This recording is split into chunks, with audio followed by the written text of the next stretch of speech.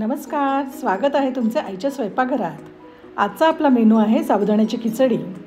उपास असो वा नाश्ता, साबुदाणा खिचडी खाण्यासाठी आपण नेहमीच तयार असतो। आणि अशी स्वादिष्ट खिचडी जर बनवायची असेल तर चला पाहूया कृती।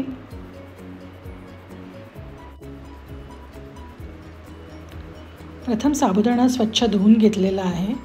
साबुदाणा खिचडी मऊ आणि मोकळी होण्यासाठी साबुदाणा भिजवताना पाण्याचं प्रमाण एकदम योग्य लागतं। म्हणजे 1 वाटी जर साबुदाणा असेल तर पाऊण वाटी पाणी घालावे। आता इथे मी पाणी घालते आहे साबुदाण्यात, तुम्हाला त्याची लेवलही दाखवून देते।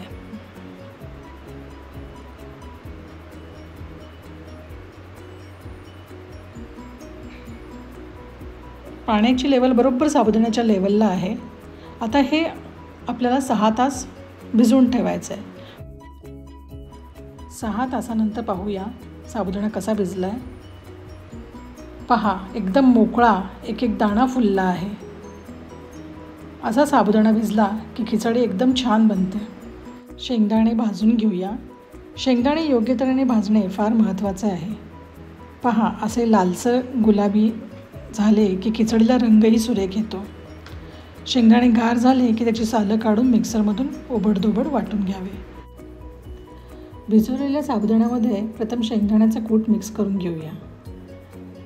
खिचडीसाठी जे जे साहित्य घेतले आहे त्याचे प्रमाण मी खाली डिस्क्रिप्शनमध्ये दिले आहे, ते पहा, म्हणजे खिचडी बनवायला सोपे जाईल।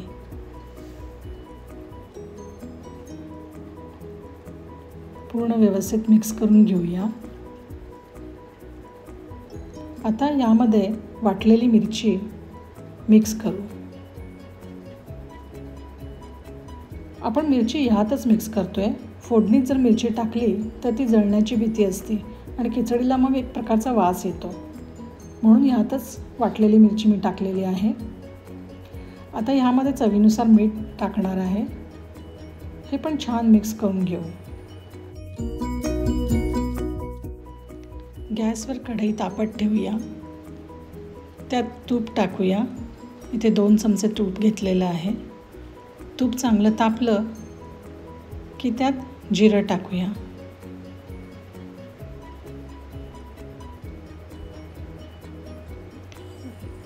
जिरं चांगलं लालसर झालं की त्यात बटाटे टाकूया।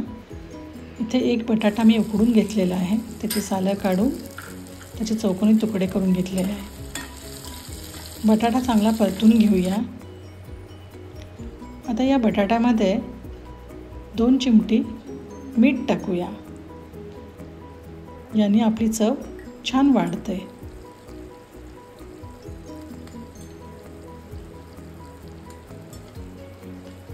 थोड्या वेळ परतून झाला की त्यामध्ये आपण जे मिश्रण तयार केलेलं आहे साबुदाण्याचं, ते आपल्याला ह्यात परतायचं आहे। ते मिश्रण आता आपण यामध्ये टाकूया।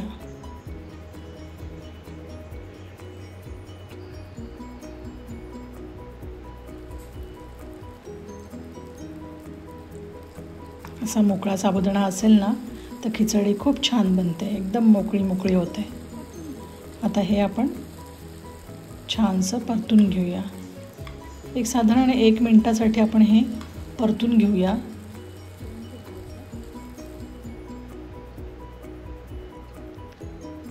वर खाली व्यवस्थित केल्यानंतर आता यावर झाकण ठेवून 2 मिनिटं गॅस बारीक करून वाफ घ्यायची आहे। झाकण उघडून पाहू। वा, साबुदाण्याला आता रंग यायला लागला आहे। परत एकदा परतून पाहूया। गॅस बारीकच राहू देत।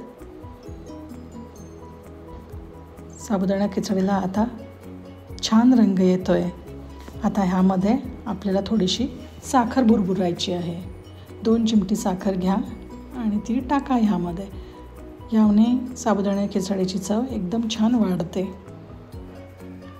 थोड्या वेळ अशीच परतून घेऊया।